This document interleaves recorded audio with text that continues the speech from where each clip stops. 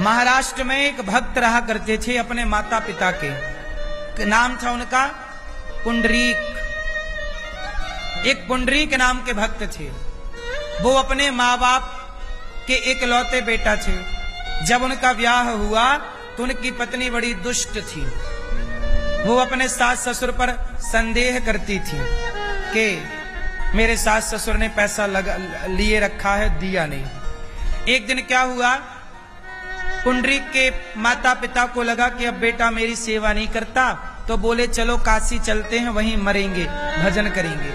तो दोनों पति पत्नी काशी चले। तो पत्नी ने पति से कहा कि जाओ पति देवता, तुम्हारे माँ बाप बहुत सारा पैसा लेके जा रहे हैं, अपने को तो दिया नहीं, जाओ पीछा करो। तो माँ बाप का पीछा करते करते बेटा महाराष्ट्र से काशी आ गया। काशी आया तो वो घाट के ऊपर सो रहे थे। तो बैग में हाथ डाल के देखा पुंडरीक ने कि मेरे माँ बाप ने कितना पैसा इसके अंदर रखा है, या सोना चांदी। बैग में हाथ डाला तो उसे कुछ नजर नहीं आया। तभी क्या हुआ कि वहां से स्त्री निकली, गंदे कपड़े पहन के निकली, और गंदे कपड़े पहन के आई और पुंडरीक के जो माँ बाप सो रहे थे उन माँ बाप का दर्शन किया। और दर्शन किया तो वो गंदी कपड़ा पहनने वाली महिला बिल्कुल शुद्ध हो गई, साफ कपड़े पहन के वो गई और गंगा जी नदी की तरफ जाने लगी। तो ये पुंडरीक दौड़ा, अरे देवी रुको रुको रुको, कौन हो तुम, कौन हो तुम?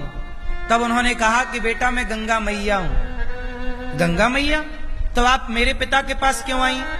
कहा कि बेटा मैं बड़ी अशुद्ध हो गई थी, और आपने पहले गंदे कपड़े पहने थे, काली थी आप, बाद में आप गोरी हो गई मेरे पिता को देख के, कैसे हुआ?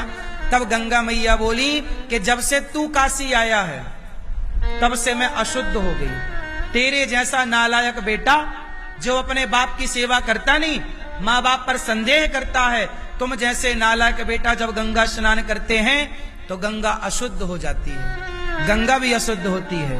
कब?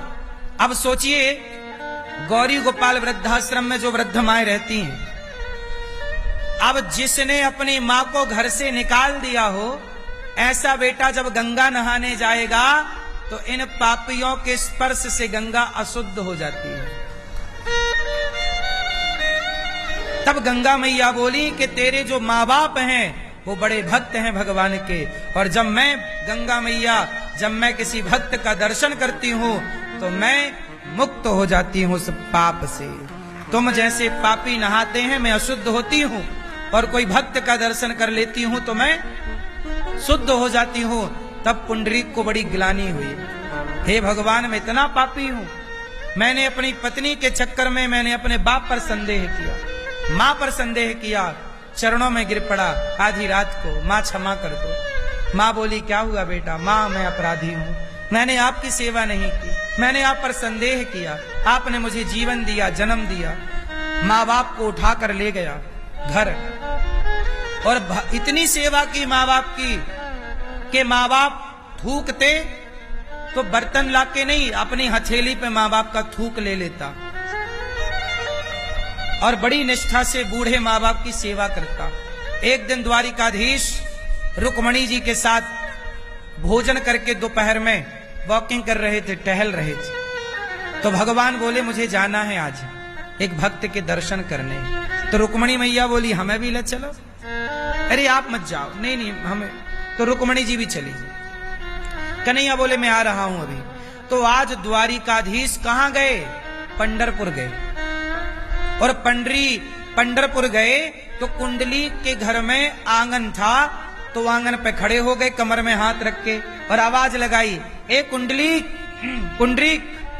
पुंडरीक सुन बेटा, मैं भगवान हूं, आजा मेरा दर्शन कर ले। तो पुंडरीक ने कहा कि प्रभु आप मुझे अपना दर्शन देने क्यों आए हो?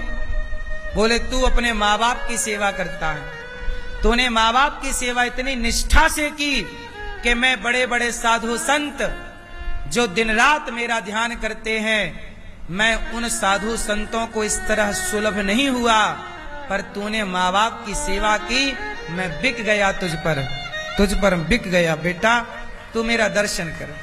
तो पुंडरीक बोला कि प्रभु मैं अभी आपका दर्शन नहीं कर सकता, अभी मैं अपने माँ बाप की सेवा में हूं, मेरे माँ बाप बस सोने वाले हैं, यदि मैं उठूंगा तो उनकी नींद खराब हो जाएगी, अभी अभी सोए हैं, थोड़ा गहरी नींद में चले जाएं फिर मैं करूंगा काम।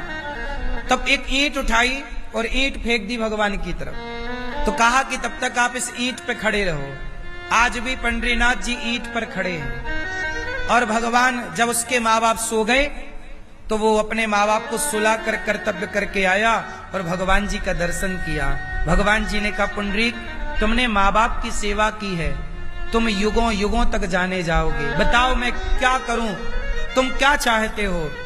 तो पुंडरीक जी बोले कि प्रभु आप ऐसा करो कि जैसे मेरे द्वार पर आप मुझे दर्शन देने आए हो, जैसे खड़े हो सदा ऐसे खड़े रहकर भक्तों को दर्शन देते रहो, आप यहां से कभी मत जाओ, कभी मत जाओ।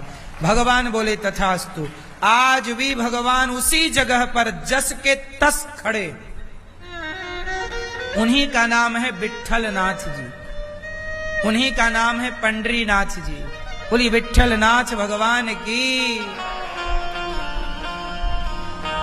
देखिए एक बेटे को दर्शन देने आए, जंगल में जाके तपस्या करना ही जरूरी नहीं है साहब, भगवान के लिए माँ बाप को छोड़ना जरूरी नहीं है, भगवान के लिए पत्नी पुत्र का त्याग करना जरूरी नहीं है, भगवान के लिए त्याग करना है तो छल कपट झूठ निंदा चुगली का त्याग करो और अपने कर्तव्यों का ईमानदारी से पालन करो। भगवान ना मिले तो बताना,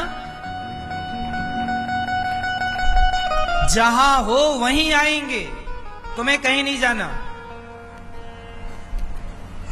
तुम करो अपना ईमानदारी से फर्ज पूरा, कर्म पूरा करो। ये दास अनिरुद्ध ईमानदारी से अपना काम करता है, वृद्ध माओं की सेवा, कोई आ जाए भरपेट भोजन अखंड संत सेवा। बताओ मुझे सेवा के बल पर भगवान नहीं मिलेंगे? यदि मैं जंगल चला जाऊं तो जंगल जाऊंगा तो केवल मेरा भला होगा, मैं भजन करूंगा, भजन से मुझे भगवत प्राप्ति हो जाएगी। जंगल में भजन करूंगा तो केवल मेरा कल्याण होगा, पर भजन गृहस्थ में रह के गौरी गोपाल आश्रम में रह के सेवा करता हूं तो उन बेसहारा माओ का भी कल्याण हो रहा है, उनकी सेवा भी हो रही है, उन्हें सुख भी मिल रहा है, मेरा तो होगा ही होगा। आप भी सहयोगी बनेंगे तो आपका तो होगा ही होगा। इसलिए नियम बनाओ कि आपके घर से एक रोटी निकलनी चाहिए।